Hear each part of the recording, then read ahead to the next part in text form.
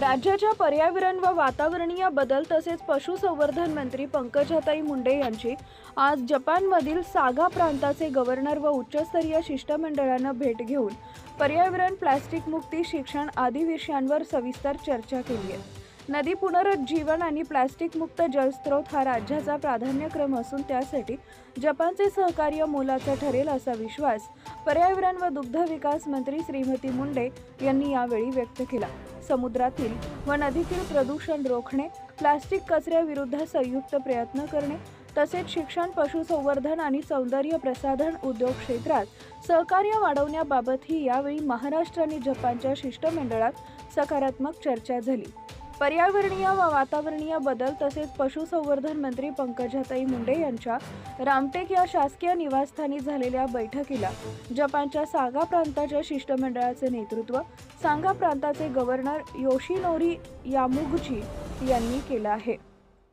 त्यांच्या समवेत प्रादेशिक देवाणघेवाण विभागाचे उपमहासंचालक मसाहिरो ओनो, आंतरराष्ट्रीय धोरण गटाचे उपसंचालक कोजी योशिताके, प्रकल्प प्रमुख कोकी कनामारू आणि जेट्रो सागाचे मुख्य संचालक हिरोशी योनेयामा उपस्थित होते. राज्याचे पशुसंवर्धन, दुग्ध व्यवसाय आणि मत्स्य व्यवसाय विभागाचे सचिव डॉक्टर एन रामास्वामी, पर्यावरण व वातावरणीय बदल विभागाच्या सचिव जयश्री भोज, महाराष्ट्र प्रदूषण नियंत्रण मंडळचे सदस्य सचिव देवेंद्र सिंह आदी उपस्थित होते.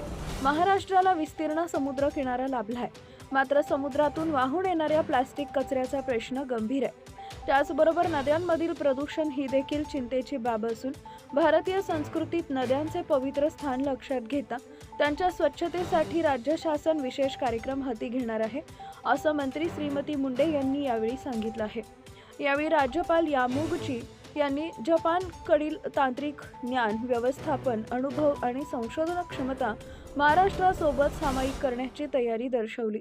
आशियाई समुद्रातील प्लास्टिक प्रदूषण कमी करण्यासाठी ज्ञान भागीदारीच्या माध्यमातून संयुक्त उपक्रम राबविण्याबाबत दोन्ही बाजूंनी सकारात्मक भूमिकेवर यावेळी चर्चा झाली.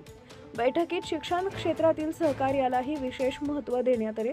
पर्यावरणीय शाश्वतता, पशुविज्ञान आणि वैज्ञानिक संशोधनासाठी परदेशी विद्यापीठांना राज्यात संधी उपलब्ध करून देण्याची तयारी पर्यावरण मंत्री श्रीमती मुंडे यांनी व्यक्त केली. सागा प्रांतामधील संस्थांबरोबर संयुक्त संशोधन, विद्यार्थी देवाणघेवाण आणि तांत्रिक सहकार्याच्या शक्यता यावरही यावेळी चर्चा झाली. दुग्ध व्यवसाय आणि पशुसंवर्धन क्षेत्रातील नवकल्पना तसेच सौंदर्य प्रसाधन उद्योगातील जपानचे प्रगत तंत्रज्ञान महाराष्ट्रासाठी उपयुक्त ठरू शकते, असं शिष्टमंडळानं नमूद केलंय.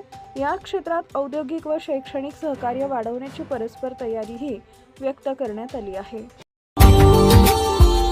Subscribe now and press the bell icon. Never miss an update.